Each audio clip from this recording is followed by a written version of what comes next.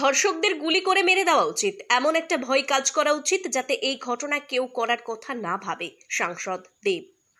জয়নগরের ঘটনায় বারুইপুরে এমনই মন্তব্য করলেন অভিনেতা সাংসদ দেব। যদিও তিনি বলেন তিনি একজন সাংসদ, প্রকাশ্যে গুলি করে মেরে ফেলার কথা তিনি বলতে পারেন না, তবে সবাই মিলে এমন একটা দৃষ্টান্তমূলক পদক্ষেপ যাতে নেওয়া যায় তার কথা বলেন তিনি।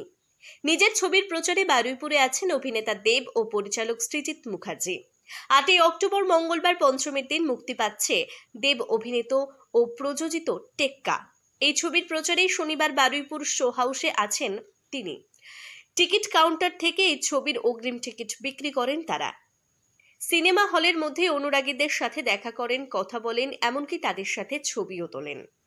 আজকে আমরা হঠাৎ করে তুমি এই প্রশ্নটা করলে এই মুডটা থেকে ওই মুডটা একদমই আলাদা। ডেফিনেটলি যে কোনো এরকম ধরনের নিন্দনীয়, জঘন্য বা যত রকমের কুৎসিত ভাষা দিয়ে যদি এটাকে বলা হয়, তো আমার মনে হয় এইটাকে নিয়ে আমাদের সবারই জাগা উচিত। মানে আর আমার মনে হয় কি এমন কোনো আইন, এমন কোনো কানুন তার জন্য আমি তো বলছি শুট অন সাইট করে দেওয়া হয়। মানে এই ধরনের লোক যদি চিহ্নিত হয়, এই লোকগুলোকে যদি সত্যি ধরা পড়ে এবং তারা যদি করে থাকে কুকর্মটাকে, তাদেরকে বাঁচিয়ে রেখে তাদের পিছনে সরকারি টাকা, তোমার আমার ট্যাক্সের টাকা নষ্ট করে লাভ নেই। কিন্তু যেহেতু আমি পাবলিক রিপ্রেজেন্টেটিভ, আমি এই শব্দগুলো ব্যবহার করতে পারি না, বিকজ আমাকে একটা কনস্টিটিউশন ল, আমাদের ডেমোক্রেসি অনেক বেশি স্ট্রং। কিন্তু স্ট্রং হলেও আমরা আমাদের মা বোনদের বাঁচাতে পারছি না।